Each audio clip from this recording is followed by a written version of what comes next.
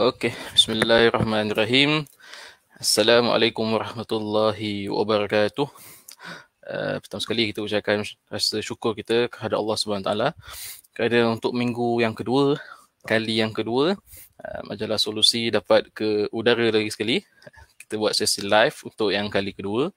Yang mana sebelum ini, minggu lepas, kita dah membawakan ketua editor Majalah Solusi, Ustazah Husna. Jadi untuk bermula minggu ini, insyaAllah kami akan bawakan satu persatu kolumnis Majalah Solusi kita, insyaAllah, yang mana mereka akan berkongsilah, ada mungkin boleh berkongsi berkenaan dengan kolom yang ditulis ataupun apa-apa saja isu yang berkaitan lah, insyaAllah, yang sekadar santai-santai saja mengisi waktu PKP ini. Jadi insyaAllah untuk hari yang pertama ini ataupun minggu yang pertama ini kita jemput Al-Fadil Datuk Dr. Abdul Basit Abdul Rahman. Assalamualaikum Datuk. Assalamualaikum warahmatullahi wabarakatuh. Okey, jadi Dr. Basit akan mengisi segmen ataupun kita punya jadual yang pertama ini sebagai kolumnis yang pertama. InsyaAllah kita akan bawakan kolumnis yang seterusnya. Jadi saya rasa kalau nak perkenalkan semua dah maklum lah, kenal lah Dr. Basit. Jadi insyaAllah lah beliau lama dah menulis dalam Majalah Solusi ini. Jadi insyaAllah lah kita akan bersembang-sembang bersama beliau dalam bentuk soal jawab lah. Kita akan bertanya, kemudian Dr. Basit akan menjawab lah, berkongsi sedikit apa yang sesuai. Baiklah, jadi tanpa membuang masa, kita bolehlah kot mulakan kita punya majlis kita dengan bacaan Al-Fatihah.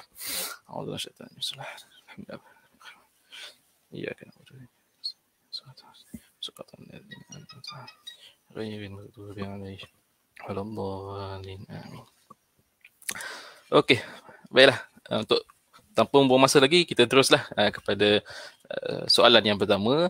Jadi saya ingin bertanya kepada Dr. Basit berkenaan dengan sejak bila doktor mula terlibat ataupun mula menulis dalam Majalah Solusi ini, dan waktu tu kolom apa yang Dr. Basit mula menulis sehingga sekarang.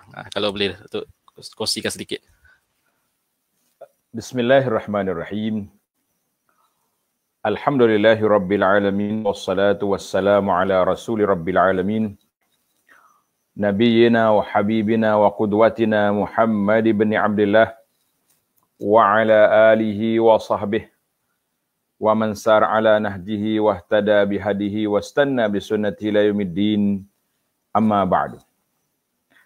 Yang dihormati Saudara Alif selaku moderator ataupun pembuka bicara kita, muslimin dan muslimat, para penonton sekalian, Assalamualaikum warahmatullahi wabarakatuh.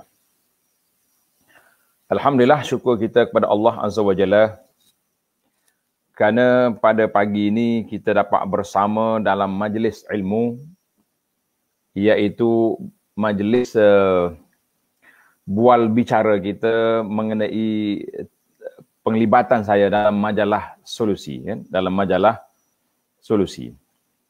Di mana Majalah Solusi ini satu majalah yang sudah lama, yang tuan-tuan ramai yang sudah menjadi pembaca setianya, membaca setia. Dan alhamdulillah kita pun telah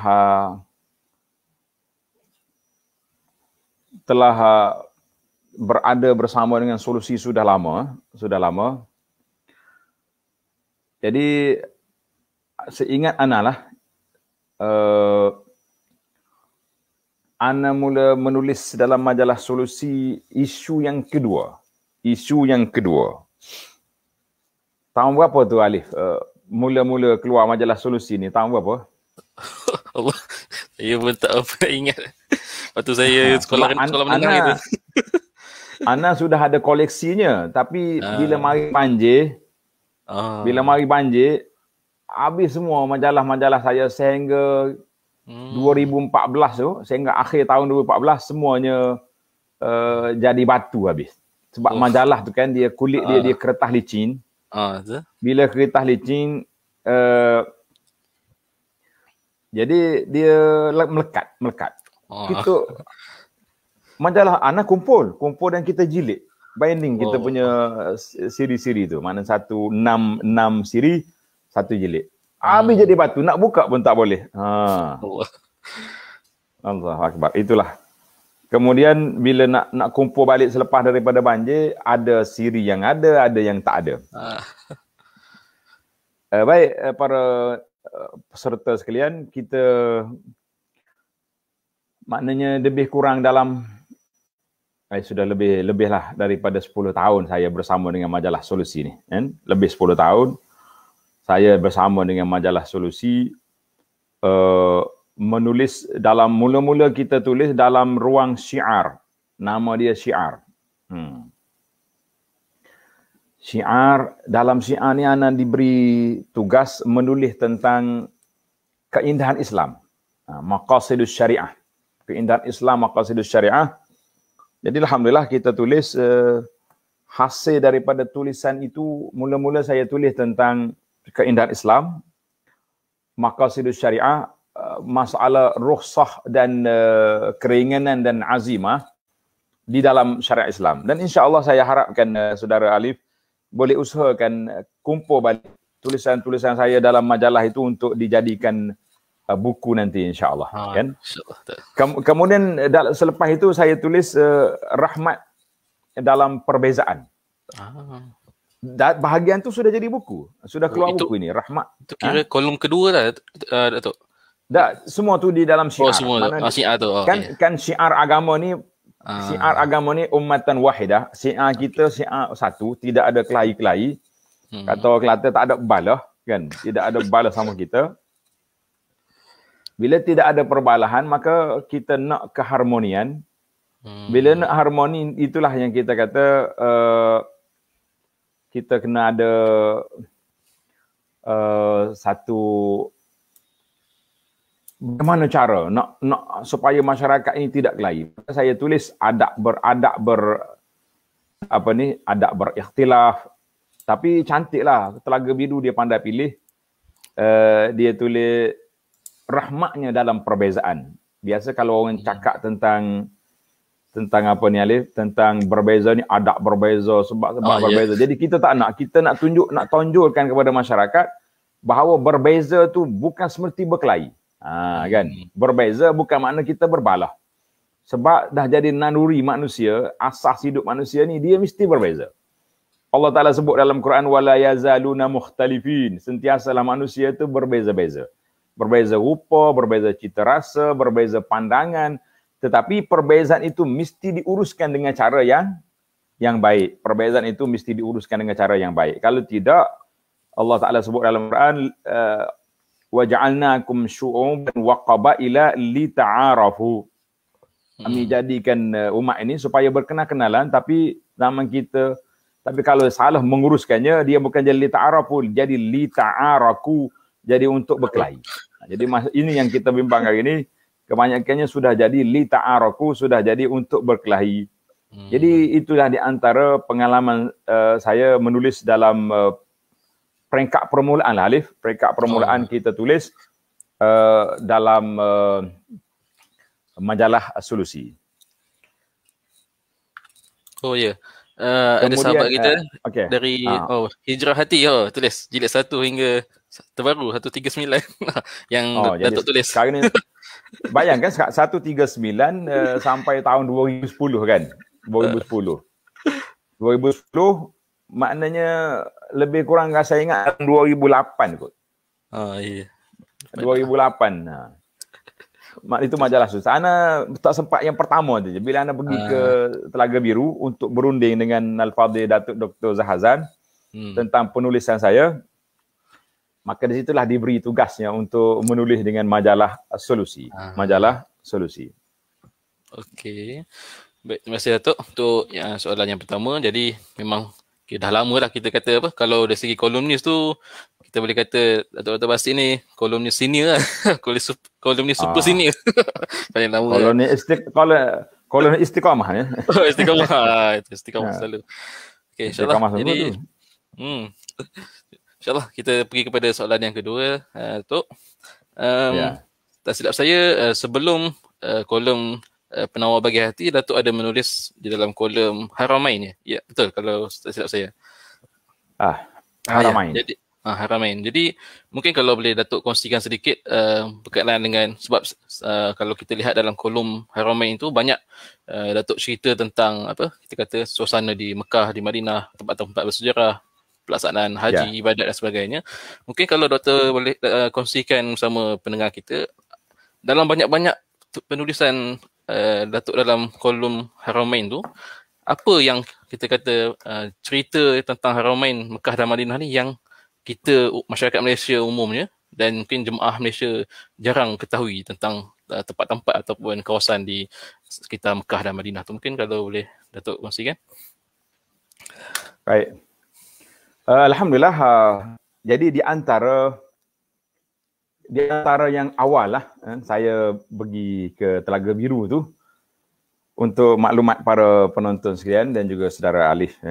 Alif kata dia sekolah lagi. Masa tu saya nak merunding tentang 2 buku saya ni. Satu buku Madinah, satu lagi buku Mekah. Ada buku dah. Buku Madinah dengan buku Mekah dah ada kan? Dan dalam buku ni Alhamdulillah diterbit oleh Telaga Biru dan saya dapat maklumat lah daripada Telaga Biru. Dia kata buku ni sedikit mengganggu Telaga Biru sebab asyik diulang cetak je. Alhamdulillah. Mengganggu lain macam tu.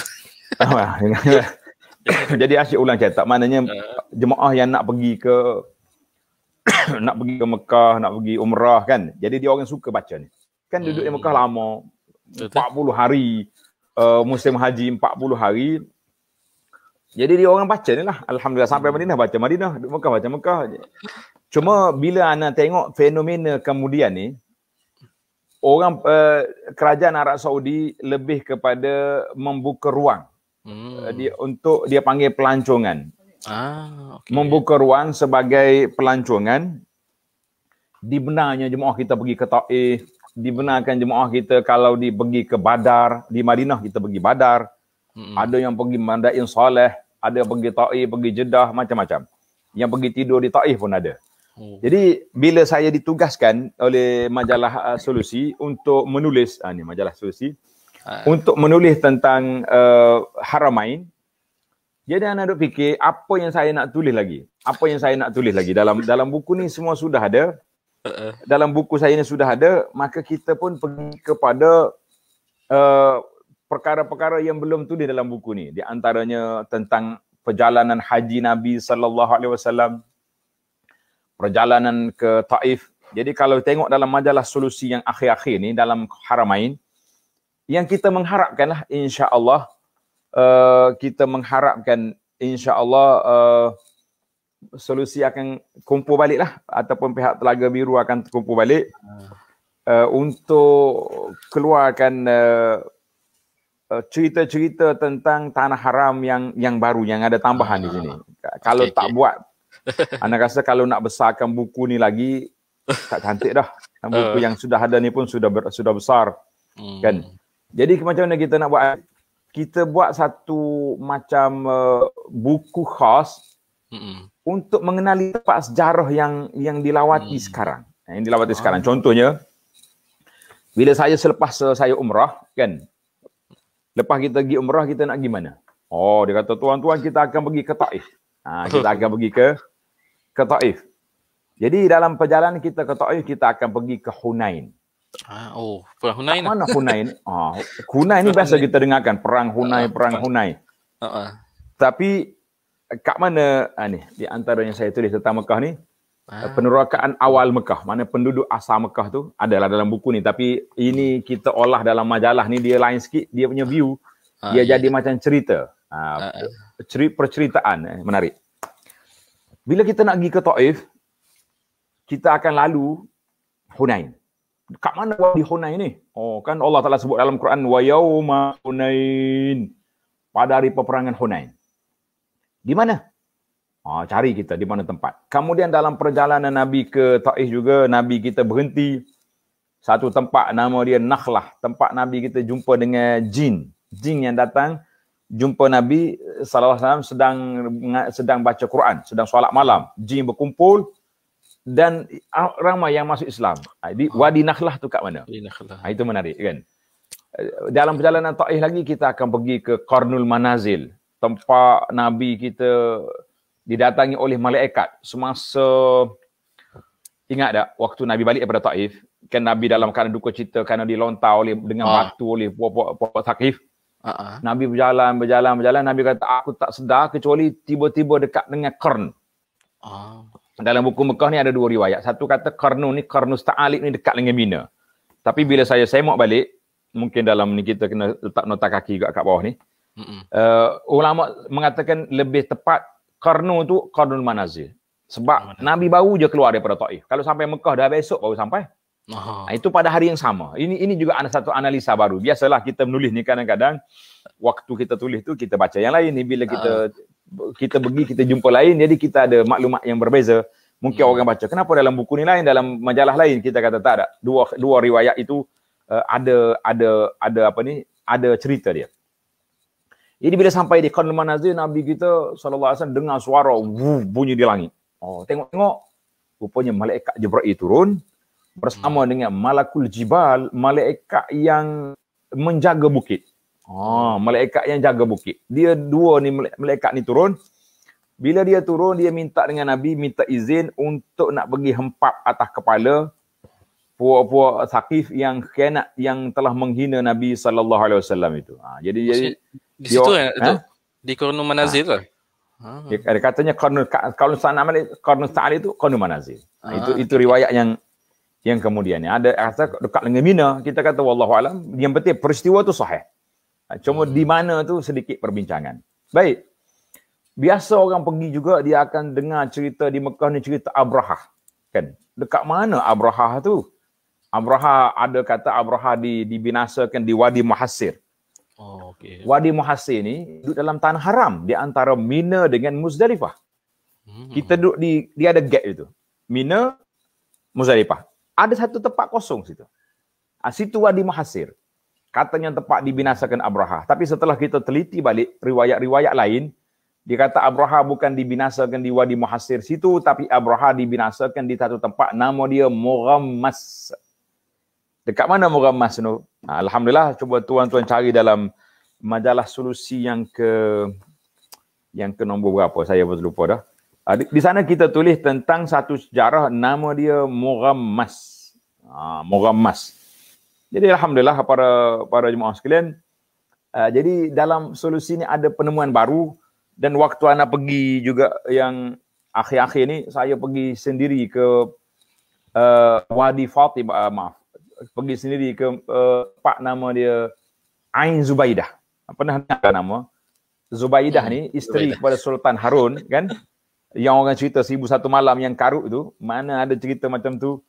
Cerita tu macam pelik lah, mabuk lah macam-macam. Itu cerita karut, cerita kalau hadis-hadis maudhu' banyak dalam tu. Jangan dia percaya. Takkanlah khalifah Islam yang baik-baik ni. Tapi Zubaidah ni, rahimahullah, dia buat air, saluran air dari Mekah ke Arafah, ambil daripada wadi di tengah jalan Taif tu. Jadi kita pergi selusuri jejak wadi, bukan wadi, dia panggil Ain, jejak Ain, air mata tu. Jadi saya pergi tulis dalam majalah Solusi. Tuan-tuan tengok dalam majalah Solusi yang berapa yang kemudian lah, yang akhir-akhir ni sudah ada di situ ceritanya yang tersendiri. Kita kata alhamdulillah. Jadi para jemaah sekalian, itulah di antara tempat-tempat. Kemudian yang kata Abrahah tadi, belum habis kan cerita Abrahah tadi. Abrahah ni kalau nak tengok dalam kajian sejarah, dia kata dia bukan sempat masuk tanah haram, dia dibinasakan satu tempat, nama dia Mughammas. Mughammas ni kat mana? Jalan sebelum masuk Arafah. Daripada kita nak pergi Ja'ranah, jalan cross nak pergi Arafah, kita akan lalu satu tempat, nama dia Mughammas. Mughammas tu sekarang ni ada kampung situ Mughammas. Kalau kita pergi, kita akan tengok ada tulisan Mughammas. Dan jalan itu keluar ke Arafah. Jadi alhamdulillah saya dah tulis semua. Ustaz Ali bolehlah tengok-tengok dalam majalah Solusi tu. Kita kumpul balik. Kita buat satu buku kecil, panduan untuk orang yang ke Mekah dengan Taif. Ke Mekah dengan Taif je.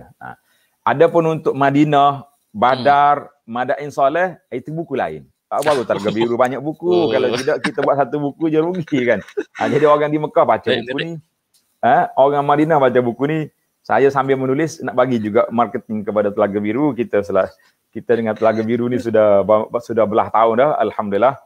Saya dengan Ustaz Zahazan mula-mula masuk dulu belum ada uban, sekarang ni nampak macam dah beruban dah kita tak. Itu tak kira Pak Wahab lagi tu, Haji Wahab. Allah ya Pak. Baiklah, itu aja Alif pengalaman. Kalau Alif nak panjang lagi boleh tanya ya. Saya open je hari ni sampai pukul berapa pun tak apa. Betul. Okey, jadi kita dah ajukan 2 soalan pada Datuk Abdul Basit. Jadi saya nak tengok sedikit lah apa komen-komen yang ada kat sini sebelum kita rehat. Okay, kalau boleh saya tunjukkan kat sini. Mana tadi? Okey, ni ada rakan pendengar kita, Puan Rahimah Latif. Dah beli buku Makkah dan Madinah musim haji yang lalu. Okey, ni. Lepas tu ada yang kita kata ya, okey, baiklah. InsyaAllah kita akan berikan ruang lagi. Lepas tu ada satu pendengar kita. Salam doktor, alhamdulillah sebelum ni saya ada buat call SC. Saya tak ingat majalah memberikan ilmiah. Berapa harga pasaran sekarang, minta berikan laman web. Mungkin ada kaedah pembelian secara atas talian. Oh ya. Okey, mungkin saya boleh jawab lah dari pihak editorial majalah. Untuk majalah solusi kita ada boleh saja cari di website telagabiru.com. Di situ ada bahagian untuk majalah dan harganya masih lagi sama, RM10. Okey, baiklah. Mungkin kita boleh rehat sekejap Datuk. Ya, sila. Rehat sekejap. Okey. Kita kembali selepas ini. Majalah Solusi berwajah baru. Pengisian lebih menarik. Boleh dibaca secara pantas. Lebih banyak info. Dapatkan Satu Rumah Satu Solusi. Terbitan Telaga Biru. Kami bermohon kepadamu, ya Allah. Kami bermohon kepadamu, ya Allah. Lindungilah kami. Selamatkanlah kami. Sejahterakanlah kami. Allahumma inni a'udhu bika minal barasi wal junun والجذام ومن سيء الأسقام اللهم إني أعوذ بك من البرص والجنون والجذام ومن سيء الأسقام اللهم إني أعوذ بك من البرص والجنون والجذام ومن سيء الأسقام.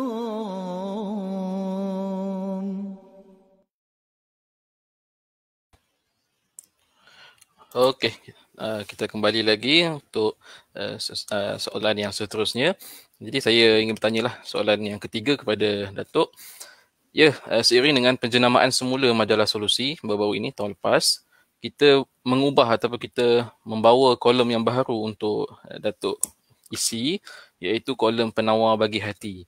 Jadi sebabkan dah lama Datuk menulis tentang Haramain kemudian yang sebelum ni kan. Jadi yang edisi terbaru ni kita bawakan kolom yang baru, penawar bagi hati untuk diisi oleh Datuk. Jadi boleh Datuk cerita sikit berkenaan dengan soalan apa kaitannya antara hati dan kita kata kepribadian seorang Muslim itu khususnya. Jadi berkait dengan kolom tu. Silakan Datuk. Ya. Alhamdulillah, saya terima kasihlah kepada pihak editor majalah Solusi kerana beri tugas ruang yang baru kepada saya untuk menulis tentang hati. Dan alhamdulillah saya duduk mengajar kitab penawar bagi hati ini sudah lama. Daripada tahun bila lagi kita duduk mengajar kitab nama dia Penawar Bagi Hati. Kita mengajar di pondok ni, mengajar di Masjid Negara, dah khatam beberapa kali dah kitab tu. Kita kata alhamdulillah. Dan pernah kitab itu diwacanakan di Masjid Besi, Masjid Tuanku Mizan di Putrajaya. Jadi alhamdulillah para penonton sekalian, kita dengan hati ini sebagaimana dalam hadis sahih yang Nabi sebut, ala inna fil jasadi mudghah, dalam diri manusia ni ada seketul daging tu. Kalau dia baik, yang lain tu baik. Makna hati ni ibarat seperti generator. Maknanya kalaulah dia tu nyala kuat, maka yang lain-lain anggota lain tu baik. Dia dianggap seperti raja. Bila raja tu baik, ketua negara baik, maka rakyat juga baik. Jadi ini dia panggil hati ini tempat tilikkan. Allah SWT nak tengok kepada kita di mana? Di hati. Sebagaimana kata di Syekh Ibn Rajab rahimahullah ta'ala, dia kata hati ini kita berjalan kepada Allah Azza wa Jalla, iaitulah kita berjalan dengan dia panggil sayrul qulub, sayr al-qulub, kan? Berjalan kepada manusia, kita berjalan dengan kaki. Ini kata-kata, maknanya kalau kita nak berjalan biasa atas dunia ni, berjalan dengan kaki, tak fikir apa pun, tak ada masalah. InsyaAllah kita sampai. Dan penting kita jalan betul lah, fokus. Tetapi perjalanan kita ke akhirat, safar al-akhirah, kita tak mungkin sampai kepada Allah Azza wa Jalla kecuali sayril qulub, apabila kita mengembara dengan hati kita. Bila kita mengembara dengan hati kita, maksudnya kita berjalan, semua benda yang kita buat mesti ikhlas kepada Allah Azza wa Jalla. Semua perkara yang kita lakukan mesti dengan ketaatan kepada Allah Azza wa Jalla. Kalau niat kita tak baik, berjalan sana sini, buatlah ibadat banyak mana pun, kita tak akan jadi. Buatlah ibadat banyak mana pun, kita tak akan jadi. Kita tak akan, amalan kita tidak dikabul oleh Allah Azza wa Jalla. Itulah yang dikatakan, innallaha la yanzuru ila suwarikum wa amwalikum. Allah Ta'ala tak tengok kepada rupa kita, tak tengok kepada harta benda dia, pangkat kedudukan kita, tapi yanzuru ila qulubikum wa amalikum. Allah nak tengok hati kita dan amalan kita. Maknanya, dalam pada ulama mengatakan dua syarat Allah Ta'ala nak kabul amal. Syarat yang pertama, iaitulah hati kita ikhlas. Syarat yang kedua, kita lakukan dengan mengikut cara yang diajar oleh Nabi sallallahu alaihi wasallam, barulah amalan kita dikabulkan. Ini pentingnya kedudukan hati di dalam kehidupan manusia. Penting sangat kedudukan hati ini dalam kehidupan kita. Kalau tidak, tak ada faedah lah kita. Buat amal tak ikhlas, nak riak, nak tunjuk kepada orang. Kemudian, saya ikhlas Ustaz. 100% kita punya ikhlas dalam amalan. Kita kata Alhamdulillah. Tapi adakah kita ikut cara Nabi SAW? Tidak. Kita reka sendiri bala. Itu pun tak jadi. Mana syarat kabul amal, ikhlas, itu amalan hati. Dan juga mengikut cara Nabi dari sudut fizikalnya, itu cara Nabi. Jadi Alhamdulillah, Saudara Alif, saya rasa ini rumusan yang cukup ringkas. Kenapa pentingnya kita baca, kita ulang kaji, kita semak amalan hati kita, kan? Ibn Rajab kata apa? Safar al-akhirah, musafir ke akhirat itu, iaitu berjalan dengan hati. Orang musafir atas dunia berjalan dengan kaki. Itu ibarat yang jelas lah, kan? Kalau jalan-jalan kaki saja, kepala tak tengok orang pun, tak sampai juga kita, Alif. Kan? Nak pergi Kelantan sampai ke Perlis, jauh jarak tu, timur barat di utara selatan. Baik, itu respon saya kepada penulisan kita dalam majalah Solusi yang terakhir ni. InsyaAllah tuan-tuan bolehlah carilah majalah Solusi yang lama, yang baru. Yang lama pun boleh dapat, kan? InsyaAllah kalau selagi ada stok InsyaAllah kita boleh dapat. Sekarang ni ramai dah orang mula cari balik majalah Solusi. Saya kata nama dia pun Solusi. Nama dia Solusi. Cuma waktu anak mula-mula nulis tu, Alis, saya ni baru balik daripada mengaji. Tak banyak sangatlah main kolom ni kan. Jadi saya tulis pula tentang syiar maqasidus syara'. Jadi kita tulis macam kitab. Yang anda ingat lagi di antara komen ketua editor kita masa tu, dia kata macam mana nak buat ni? Hantar makalah macam nak tulis kitab dalam majalah ni. Saya kata Ustaz, betul kalah dan tunjuk cara macam mana. Jadi akhirnya kita pun pandai lah, insyaAllah. Itulah, kena belajar sikit-sikit dah. Daripada kitab kepada majalah, daripada majalah jadi buku. Jadi ada satu lagi buku yang menarik lah untuk tuan-tuan yang nak cari ke koleksi Solusi. Ni nama dia Tenang dengan Ujian. Ini pun salah satu daripada koleksi dari dalam majalah Solusi. Jadi alhamdulillah Solusi ini telah beri kepada saya penyebaran ilmu yang saya tulis itu sudah banyak. Kita kata alhamdulillah, saya Ustaz jazakumullahu khairah, dan kita nunggu lagi lah kutayib ataupun risalah panduan Madinah, panduan ziarah Mekah yang baru ni, insya-Allah.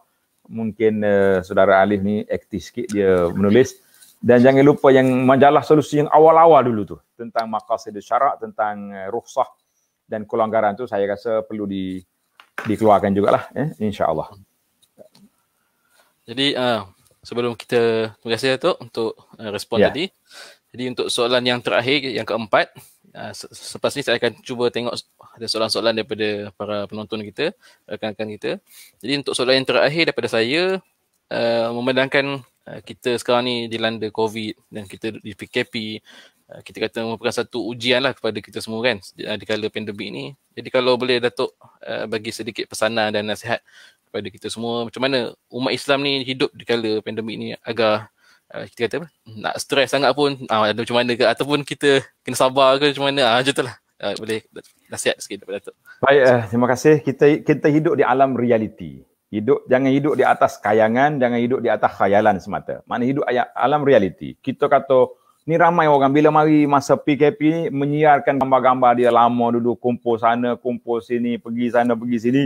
Kita kata alhamdulillah, kita doakan semoga peristiwa yang tersebut yang baik-baik itu kita dapat ulangi balik selepas daripada ini dalam masa yang terdekat, insya-Allah. Doakan supaya COVID ini hilang. Tapi secara realiti sekarang ini kita di zaman PKP, walaupun PKP 3.0 ke PKP 2.0 ke tak sama dengan PKP 1.0 dulu. Kan PKP 1.0 di awal bulan Mac 2020 dulu memang kita terasa sungguh dunia ni sepi kan. Saya keluar satu malam je, sekali je keluar sebab ada kematian. Anak sepupu saya meninggal, terpaksa kena keluar malam. Kita keluar malam tu sepi, tak ada manusia, tak ada kereta, tak ada apa. Kita kata betul-betul dah jadi macam nak kiamat dah kita ni kan. Tapi sekarang ni berbezalah. Kedai masih buka dan banyak tempat-tempat yang masih lagi kita boleh pergi. Walaupun agak kita PKP dari sudut kawalannya. Jadi kita kata alhamdulillah. Cuma PKP 3.0 yang baru ni, yang lockdown ni, saya tulis setiap pagi di Facebook saya di bawah tajuk uzlah. Apa nak uzlah? Uzlah ni makna kita menyendiri.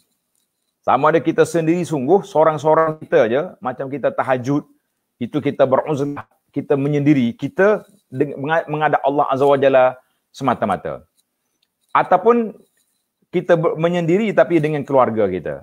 Supaya kita tenang dalam keadaan begini, jadi tak ada lain lah. Kalau saya cakap benda lain kan, yang marah ke Alif pula. Jangan lupa, dapatkan buku-buku yang dikeluar oleh Telaga Biru ni, banyak buku. Nanti Alif boleh letak di link kat bawah tu bagaimana orang nak tempah, nak dapatkan buku-buku melalui pos Alamaya kan, ada pasaran yang cara beli online kan di Telaga Biru. Saya letak di bawah dan boleh dapatkan majalah Solusi yang barunya, yang lamanya, yang ada stoknya. Kita jadikan bacaan keluarga, satu hari satu majalah. Dalam majalah ni masya-Allah semua ada ruangan ibu, ada ruangan ustaz, ada ruangan kanak-kanak, ada. Bacaan dia taklah terlalu santai sangat macam majalah yang hiburan semata-mata, tapi dia berilmu, berinformasi dan juga majalah sesuai dengan keluarga. Ini kena ada royalti lain dah ni, kuat kempen majalah ni kan. Tapi maknanya kita ambil buku-buku begini, kita jadikan bahan bacaan dan ibu bapa pun jangan stres sangat, jangan duduk tumpu sangat ke mazhab wasafi kita ni. Ni lepas solat pun tengok WhatsApp, petang tengok WhatsApp. Jadi kena ada masa kita duduk dengan family kita, duduk dengan keluarga kita baca majalah, kita suruh anak-anak kita baca, kemudian kita waktu contohnya selepas solat subuh kita ada kuliah tafsir bersama dengan Abu Anas. Malam ada kuliah maghrib ada dengan Datuk Dr. Zahazan. Jam berapa live Dr. Zahazan? Kita boleh ambil lah jadual-jadual yang ada tu, kita tengok. Tengok tafsir, tengok hadis, tengok fiqh. Dan kita baca majalah, di samping ada jugalah dalam macam pengajian tadabbur Quran dalam TV contohnya, pelbagaikan medium yang pelbagaikan sumber yang kita ada. Sebagaimana kata di para ulama, ar-rihlah fi talabil ilmi pengembaraan menuntut ilmu itu dengan dua cara. Sama ada kita berjalan sungguh, macam dululah kan. Zaman belum PKP kita berjalan pergi ke masjid, pergi ke dewan kuliah, pergi ke sana sini. Tapi bila mari PKP, kita terpaksa kena mencari kuliah-kuliah melalui alam maya. Cuma mungkin orang pening sikit Alif. Dia kata ada orang kata kalau belajar tanpa guru maka syaitanlah guru dia. Abang Ustaz, saya belajar dengan Ustaz dekat YouTube ni macam mana? Saya kata awak tengok siapa kat dalam skrin tu? Tengok Ustaz lah, tengok Abu Anas. Tapi takkan awak nak kata awak saya belajar dengan syaitan. Maksud belajar dengan syaitan tu tak ada guru. Dia ambil Quran dia tafsir sendiri macam geng-geng liberal dia buat kerja tu. Itu dia panggil tak ada guru tu. Dia tak baca tafsir Ibnu Katsir, dia tak baca tafsir Al-Munir, dia tak baca tafsir pimpinan Ar-Rahman, dia tafsir sendiri. Itu yang dikatakan siapa dia belajar tanpa guru, maka syaitanlah guru dia. Mana boleh tafsir Quran dengan kepala sendiri kan? Tafsir kita pun, saya yang mengajar tafsir, saya kata saya baca je. Yang menafsirkan ulama bukan kita. Kita baca dan kita terjemahkan kepada masyarakat. Jangan pula kata Abu Anas menafsir Quran. Tak, Abu Anas baca tafsir Quran. Baru betul dia punya istilah. Jadi alhamdulillah di Telaga Biru ni kaya dengan buku-buku yang bermanfaat, yang banyak. Yang saya tulis pun ada beberapa buku. Kalau kita kata bila kita rasa stres, kita rasa tak sedap hati, jangan lupa buku kita Perisai Muslim. Ini tajuk dia pun Perisai Muslim. Perisai Muslim ni zikir daripada bangun tidur sampai tidur. Semua zikir dalam tu. Yang datang daripada Nabi sallallahu alaihi wasallam. Yang zikir yang pelik-pelik tak ada dalam ni. Kita tak masuk dalam ni sebab yang ni pun tuan-tuan tak habis nak baca, nak baca yang lain pula. Jadi kita kata habis ni dulu baru cari zikir yang pelik-pelik. Tapi zikir yang pelik ni kadang-kadang pelik sungguh Alif. Kan bacaan tu boleh terbang atas angin, boleh jalan atas air. Saya pun ada orang tanya, Ustaz, kelebihan zikir pagi petang dalam buku perisai, saya kata alhamdulillah boleh terbang atas angin, boleh jalan atas air. Dia kata betul. Bila naik kapal terbang, saya pun terbang juga atas angin. Bila naik motorbot, kita berjalan atas air kan. Tak adalah keramat-keramat seperti yang orang duduk jaja-jaja, orang duduk war-war kan, baca zikir ni jadi ni sampai nak rempuh sekatan jalan raya, nak balik kampung pun, nak balik raya dah. Baca zikir ni, polis tak nampak. Nanti polis tak nampak, dilanggar oleh lori. Semua tak nampak kita. Mati syahid kita di tengah jalan sebelum sampai ke kampung. Jadi hati-hati tuan-tuan. Kata di para ulama, zikir dengan hati umpama ikan dengan air.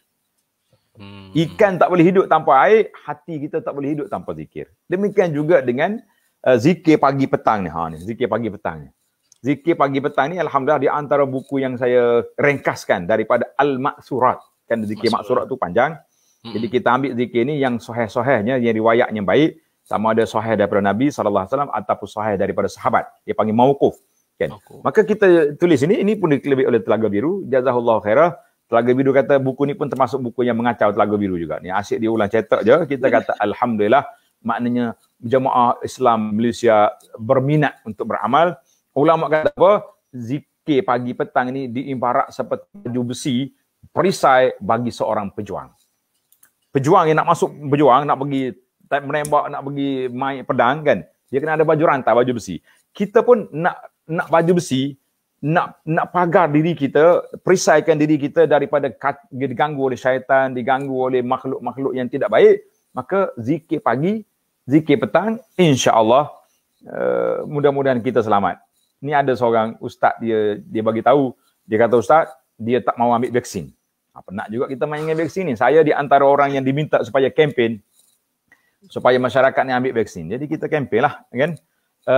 Dia kata dia dapat 2 vaksin dalam buku ni. Saya kata, mana? Kan Nabi kata, baca pagi bismillahirrahmanirrahim la yadurru ma'asmihi syai'un. A'udzu bikalimatillahi tammat. Jadi saya dah baca buku ni, saya tak nak injek lagi. Saya kata, saya baca juga. Bukan saya baca. Saya susun lagi, saya cetak lagi buku ni, tapi saya juga ambil vaksin. Jadi para jemaah sekalian, kita seimbanglah. Yang ni kita baca dari sudut hati, pergantungan kita dengan Allah Azza wa Jalla, tawakal pada Allah. Tapi dari sudut injek itu dia panggil ikhtiar, usaha. Dari sudut sifat kemanusiaan berdasarkan pengalaman ahli-ahli kesihatan. Wallahu alam. Okey. Saya cuba cek. Okey, terima kasih Datuk untuk soalan yang terakhir. Jadi saya cuba carikan ada soalan daripada rakan kita ni. Ni daripada saudara Lutfi.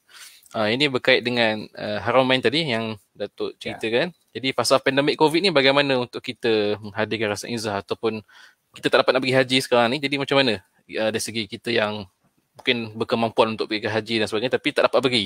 Jadi ada yang berpendapat, ada yang kongsikan di Facebook, dia kata dia kata buat para yang berduit atau orang kaya yang nak mampu pergi haji, sebabkan tak mampu pergi haji tahun ni, disuruh pergi infakkan harta dan sebagainya. Jadi macam mana tu Datuk? Kalau Datuk boleh komenkan sikit. Alhamdulillah. Jadi contohnya yang penting bagi kita para jemaah sekalian, kita kena ada persiapan diri untuk ke tanah haram. Yang pertama sekali, tuan-tuan kena mendaftarkan diri, dia panggil daftar naik haji. Itu berbeza tu Alif. Kita dapat buku kuning tak? Sama awak kecil-kecil dulu dapat buku kuning, buku tabung haji tu. Harga RM2 itu, kita bayar RM2 boleh daftar. Itu bukan buku pergi haji tu.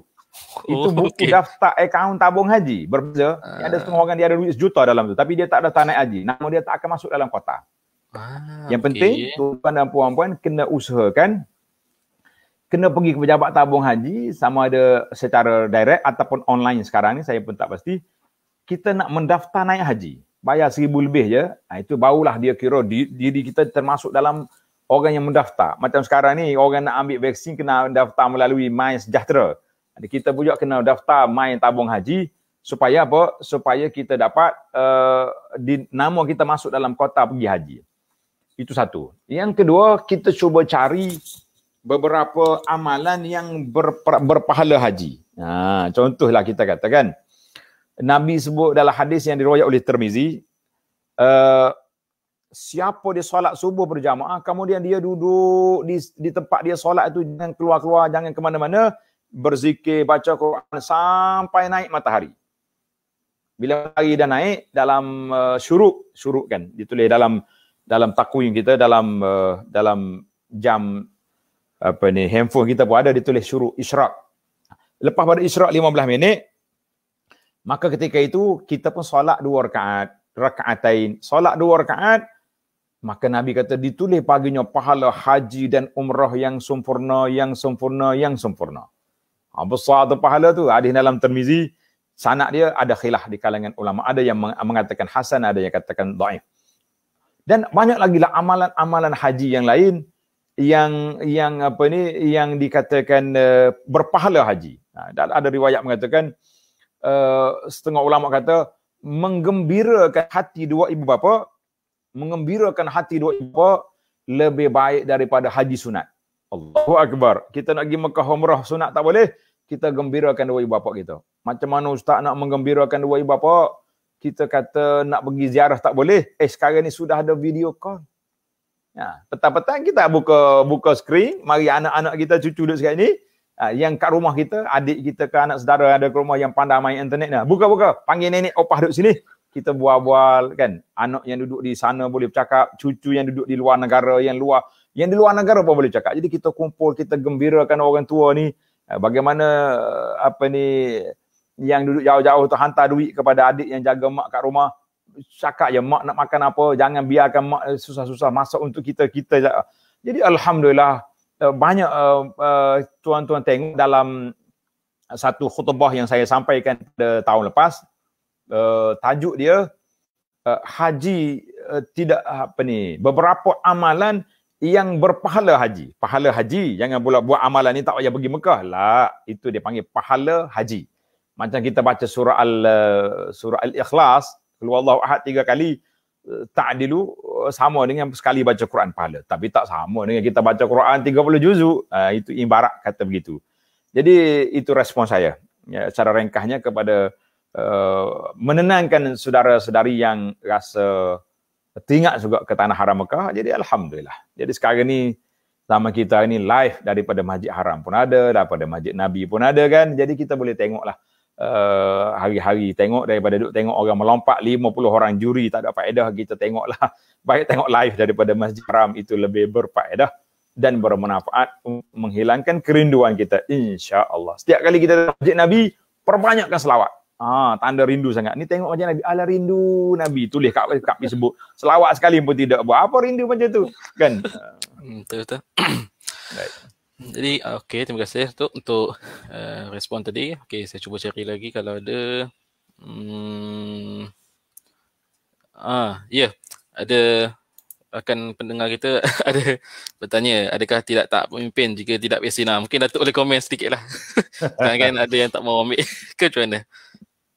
Dia orang tak mau ambil ni dua sebab, Alif. Sebab yang pertama dia allergic, takut sangat dengan jarum. Baik dia mati daripada dia kena injek. Oh, dia takut jarum ni lebih-lebih. Yang kedua mungkin dia ada satu mazhab. Mazhab dia ni tak payah vaksin lah, itu vaksin tu Yahudi semua. Kita kata orang Palestin pun injek juga. Macam mana Yahudi dia lain sungguh dengan Yahudi di Palestin kan.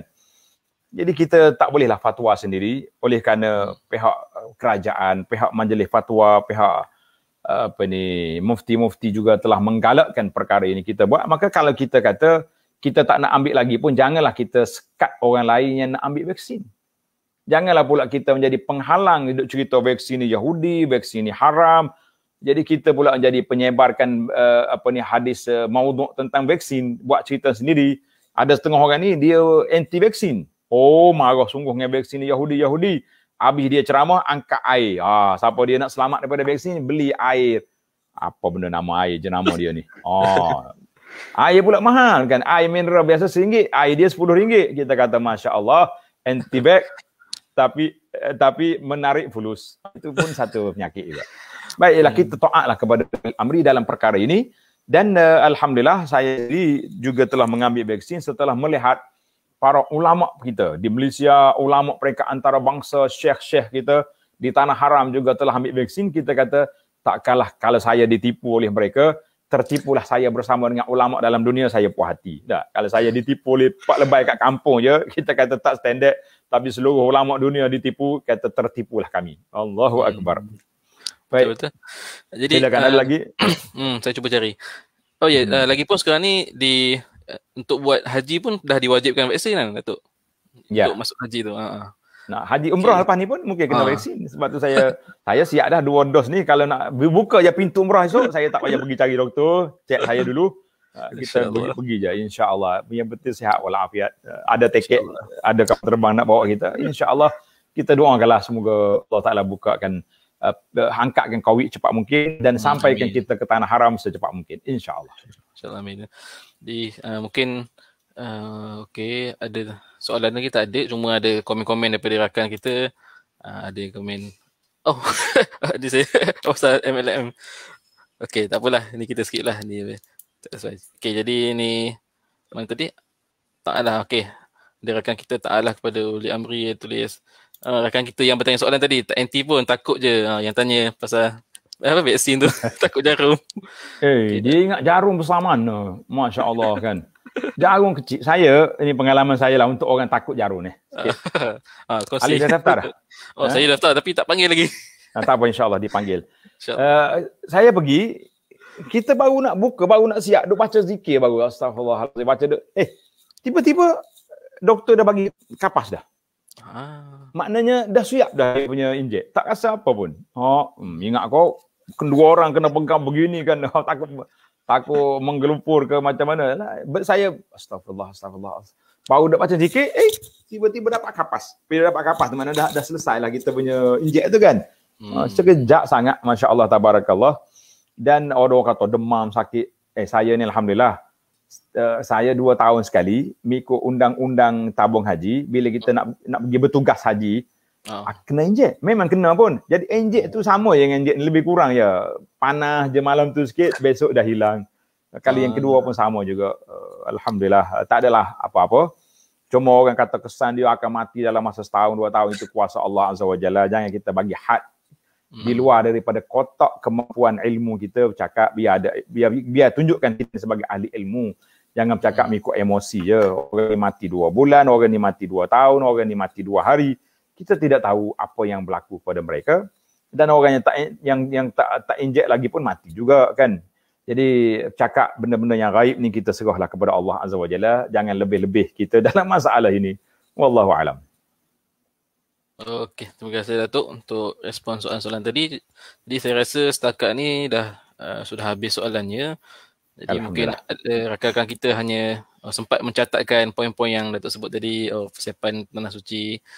Ya, insya-Allah. Jadi mudah-mudahan untuk sesi kali ini dapat manfaat untuk semua. Mungkin tapi ni permintaan daripada saya sendirilah, boleh Datuk rumuskan ataupun apa kita kata rumuskanlah secara keseluruhan apa yang kita kata rumuskanlah rumuskan sekali lagi lah apa yang Datuk nak sampaikan. Baik. Jadi Jadi luar soalan. kita bual bicara kita pada pagi ini tentang majalah Solusi. Jadi saya kata saya ni alhamdulillah diberi ruang oleh pihak Telaga Biru, Tuan Haji Abdul Wahab dan juga Al-Fadhil Datuk Dr. Zahazan, kan kita dah tulis majalah Solusi bermula siri yang kedua. Siri isu yang kedua. Solusi dia tak pakai tarikh, dia tulis isu. Isu 1, isu 2. Tarikh tak ada. Saya kata kenapa tak tulis tarikh? Kan ada setengah majalah diikut bulan, Januari, Februari. Dia orang ni tak ada. Dia kata kita supaya tak luput dimakan tarikh. Mana kalau kita kata Januari 2010 kan. Maknanya orang baca 2020 11, oh dia kata dah ini lama ni. Kita guna isu. Nah, itu cerdik juga. Orang Telaga Biru ni cerdik. Jadi alhamdulillah sepanjang saya menulis, walaupun kadang-kadang kita nak siapkan satu makalah tu macam terpaksa je. Ujung bulan, mari makalah. Masa tu kita ada satu lagi majalah. Alif ingat ke tidak? Nama dia Al-Ustaz. Ya, betul. Majalah Solusi Al-Ustaz. Pernah ingat? Majalah Al-Ustaz ni pun saya sempat juga menulis. Sampailah Ustaz tamat. Ustaz dia berhentikan dengan sebab-sebab yang tersendirilah. Sebab banyak majalah mati awal kan. Cuma yang masih hidup lagi, majalah Solusi. Kalau boleh kita kekalkan satu-satunya majalah dalam dunia Malaysia ini yang mampu bertahan. Di saat kawan-kawan majalah dia lain yang sudah mati penerbitannya. Jadi Solusi bagus. Cuma bila kita kata di akhir-akhir ini dia diberi ruang kepada saya menulis tentang hati, kita kata itulah yang sangat penting bagi kita hari ini para jemaah sekalian, lebih-lebih lagi di media. Bila kita ada media sosial ni, sukar untuk kita kontrol, untuk kita kawal keikhlasan kita dalam banyak perkara. Kita solat, lepas solat, habis solat baca Quran. Sudah habis baca Quran, gatal tangan selfie. Sudah selfie, wasafi. Letak dalam Facebook, alhamdulillah hari ni khatam Quran lagi di bulan Syawal. Oh, dapat 500 like. Happy kita. Oh, kita pulung pula baca supaya bulan depan dapat lagi 1000 like. Ini semua permainan yang merusakkan amalan hati kita. Pergi sedekah orang, bagi sekapit beras. Kan? Bagi satu, apa dia makanan. Facebook masuk. Jadi di manakah keikhlasan kita? Itu terletak di hati. Maka tidak semestinya orang yang tayang gambar sedekah dia tu kita kata dia tidak ikhlas.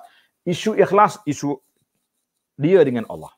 Kita tak boleh nak nilai keikhlasan orang. Tetapi kita sebagai orang yang buat kerja, yang beramal ni, kita sendiri yang perlu menjaga keikhlasan kita, perlu jaga hati kita supaya kita tidak dirosakkan oleh permainan syaitan dalam masalah ini. Jadi itulah tazkirah saya untuk diri saya sendiri, kepada saudara-saudari yang menonton bersama, yang tengok rakaman kita ini nanti insya-Allah, iaitulah betapa pentingnya kita menggilakkan hati kita dalam semua perkara. Kadang-kadang kita nak mempertahankan kebenaran tapi lidah mencerca, mencaci orang. Itu kata Imam Malik, siapa dia nak mempertahankan kebenaran dengan cacian dan makian, itu kamu cek balik hati dia, betul ke dia ikhlas di dalam perjuangannya. Macam-macam kita sekarang ni. Tak setuju dengan orang, kita buat satu istilah yang buruk, kamu dah dicampur atas kepala orang itu. Ini ke adab. Ini ke cara kita. Jadi kita mesti bercakap dengan baik. Allah Ta'ala hantar mari Nabi rahmatan lil alamin. Allah Ta'ala hantar Nabi bu'istu li utammima salihal akhlak. Nabi sendiri beritahu, aku dihantar oleh Allah Ta'ala untuk menyempurnakan budi pekerti akhlak manusia atas dunia ini. Bukannya sebarangan. Kerja Nabi SAW itu. Maka kita mengatakan itulah perjuangan kita, itulah kedudukan kita yang perlu kita jaga, iaitulah jaga hati kita, jaga amalan kita, jaga akhlak kita, tutur kata kita dan jaga muamalat kita dari sudut makan minum kita dan segala perkara. Jadi alhamdulillah satu lagi buku yang saya usahakan dengan Telaga Biru, nama dia nama buku ni Sunnahmu Amalanku. Sunnahmu Amalanku, untuk maklumat alih lah. Kan? Ini yang saya dikumpul daripada majalah Al-Ustaz. Sunnahmu amalanku.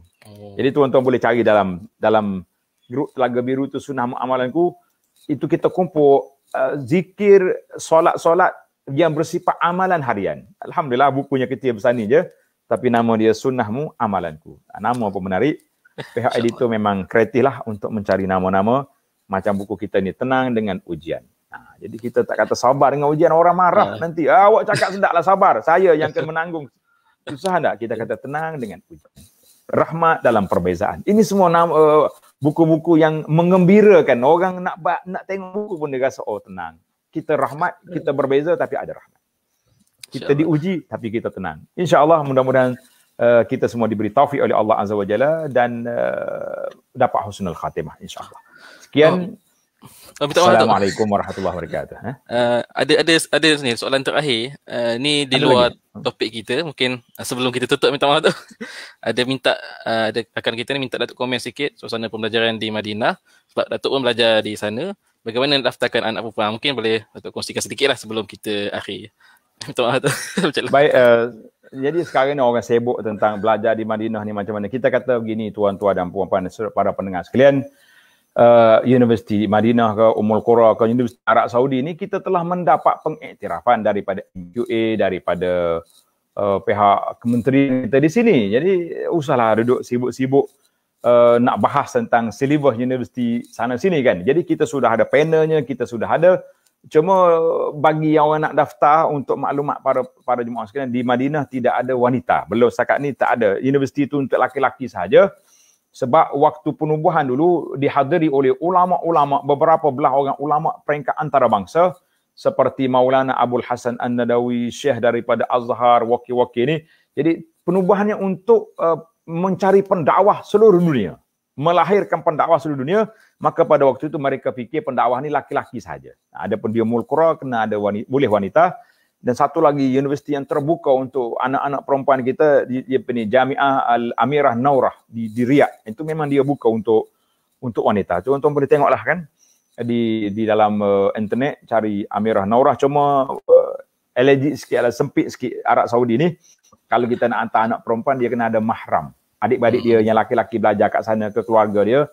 Sebab dia tak bagi orang perempuan musafir seorang diri. Kalau ada in case apa-apa nak cari siapa. Keluarga kat Malaysia macam mana kita nak selesaikan. Dia kena ada keluarga dia bersama. Itu je respon saya. Jadi tuan-tuan dan puan-puan, alhamdulillah kita yang belajar di Madinah ni rasa syukur sangat kepada Allah Azza wa Jalla kerana peluang. Boleh belajar di universiti, boleh belajar di Masjid Nabi, boleh duduk di Tanah Haram, boleh pergi Mekah dalam masa, ialah naik kereta 4 jam je daripada Madinah ke Mekah. Bukannya jauh. Orang pelajar Riyadh sampai 10 jam pun dia kata dekat lagi. Nak banding orang Malaysia, nak dapat visa, dapat kota, dapat macam-macam lagi kita dapat. Kita kata Alhamdulillah. Mudah-mudahan Allah Ta'ala jadikan kita ni orang yang bersyukur kepada Allah Azza wa Jalla sentiasa. InsyaAllah. Jadi setakat itu dulu. Assalamualaikum. Assalamualaikum. Terima kasih banyak Datuk atas komen dan respon terhadap soalan yang diberikan. Jadi insyaAllah untuk hari ini kita dah hampir sejam lah kita berbicara berkenaan dengan kolom ataupun kata penulisan Datuk Dr. Basit di dalam majalah Solusi. InsyaAllah segala input-input yang dikongsikan itu mudah-mudahan dapat kita manfaatkan sama-sama insyaAllah. Jadi memandangkan platform ini dia kita berniat untuk menjadikan dia santai, jadi mungkin dia tak berat lah seperti mana Datuk Doktor mengajar di masjid tu. Dia lebih santai untuk kali ini insyaAllah. Alhamdulillah. Jadi salah silap daripada pihak kami, mohon maaf Datuk. Terima kasih banyak sekali lagi. Jadi itu saja untuk sesi kita. Wabillahi taufiq wal hidayah. Assalamualaikum warahmatullahi wabarakatuh. Waalaikumsalam warahmatullahi wabarakatuh.